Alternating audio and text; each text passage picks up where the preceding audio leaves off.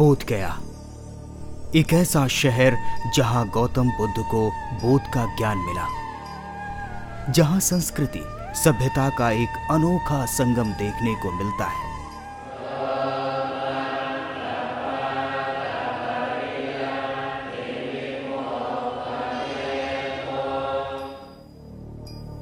बोध गया बिहार की राजधानी पटना के दक्षिण में बसा है।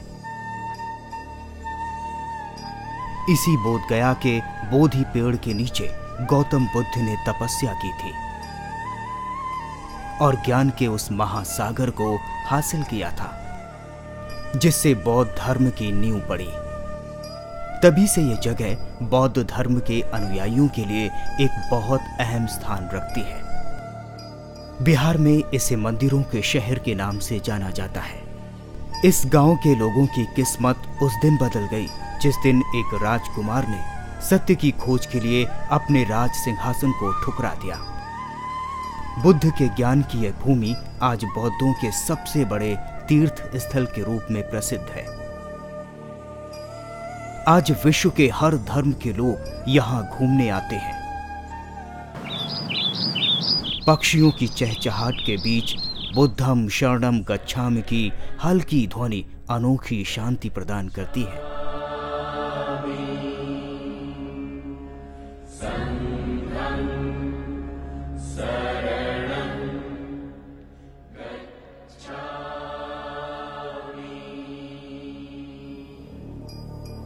यहाँ का सबसे प्रसिद्ध मंदिर है महाबोधि मंदिर। हर धर्म के लोग इस मंदिर में आध्यात्मिक शांति की तलाश में आते हैं। इस मंदिर को यूनेस्को ने 2002 में वर्ल्ड हेरिटेज साइट घोषित किया था। बुद्ध के ज्ञान प्राप्ति के 250 साल बाद राजा अशोक बोध गया गए। माना जाता है कि उन्होंने महाबोधि मंदिर का निर्माण कराया। कुछ इतिहासकारों का मानना है कि पहली शताब्दी में इस मंदिर का निर्माण कराया गया या उसकी मरम्मत कराई गई। हिंदुस्तान में बौद्ध धर्म के पतन के साथ साथ इस मंदिर को लोग भूल गए थे और ये मंदिर धूल और मिट्टी में दब गया था। 19वीं शताब्दी में सर अलेक्जेंडर ने इस मंदिर की मरम्मत कराई। 1883 में उन्होंने इस जगह की खुदाई की और काफी मरम्मत के बाद बोध गया को अपने पुराने शानदार अवस्था में लाया गया। इस पूरे बोध गया का सबसे अहम मंदिर का नाम है महाबोधि मंदिर। यह मंदिर मुख्य मंदिर के नाम से भी जाना जाता है। इस मंदिर की बनावट सम्राट अशोक के स्थापित स्तूप के समान है। इस मंदिर में बुद्ध की एक बहुत बड़ी मूर्ति स्थापित है। यह मूर्ति पद्मासन की मुद्रा में है। ऐसी मान्यता है कि यह मूर्ति उसी जगह स्थापित है जहां बुद्ध को ज्ञान प्राप्त हुआ था। मंदिर के चारों ओर पत्थर की नक्काशीदार रेलिंग बनी हुई है। यह रेलिंग ही बोध गया में प्राप्त सबसे पुराना अवशेष है। इस मंदिर परिसर के दक्षिण पूर्व दिशा में प्राकृतिक दृश्यों से समृद्ध एक पार्क है जहां बौद्ध भिक्षु ध्यान साधना करते हैं। इस मंदिर परिसर में उन 7 स्थानों को भी चिन्हित किया गया है जहां बुद्ध ने ज्ञान प्राप्ति के बाद 7 सप्ताह जीवन गुजारा। जातक कथाओं में कहा गया है कि बोधि वृक्ष भी यही है। यह एक विशाल पीपल का वृक्ष है जो मुख्य मंदिर के पीछे है। कहा जाता है बुद्ध को इसी वृक्ष के नीचे ज्ञान प्राप्त हुआ था। वर्तमान में जो बोधि वृक्ष है वह उस बोधि वृक्ष की 5वीं पीढ़ी है। मंदिर समूह में सुबह के समय घंटों की आवाज मन को एक अजीब सी शांति प्रदान करती है।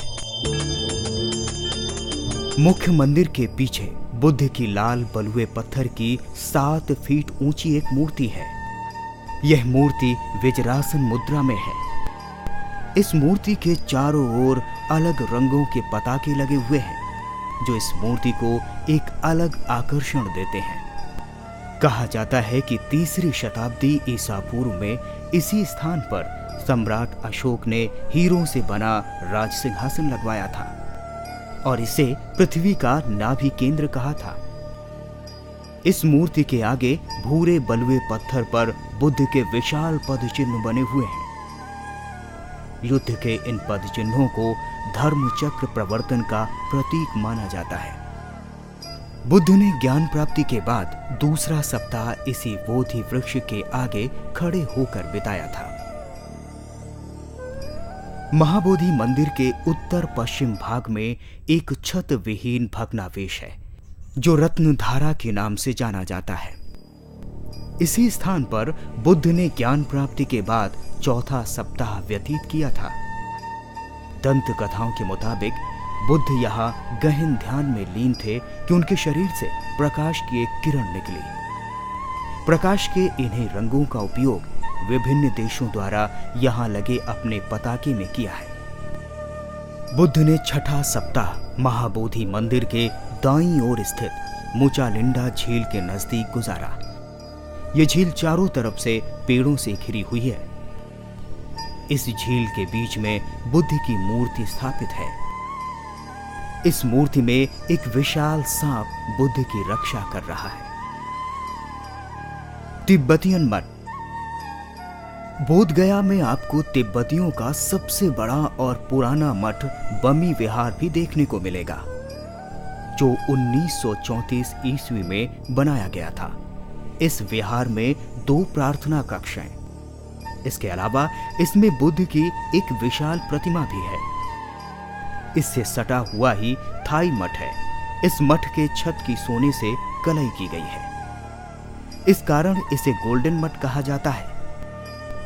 मठ की स्थापना थाईलैंड के राज परिवार ने बौद्ध की स्थापना के 2500 साल पूरे होने पर बनवाया था।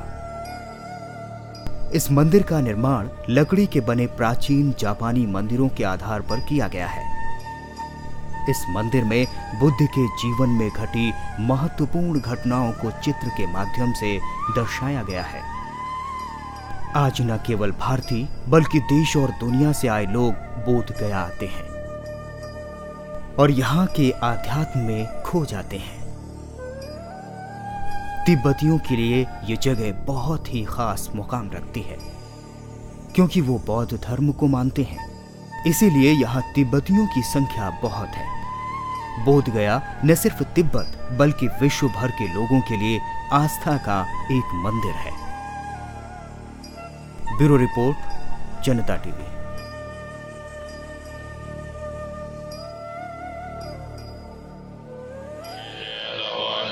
So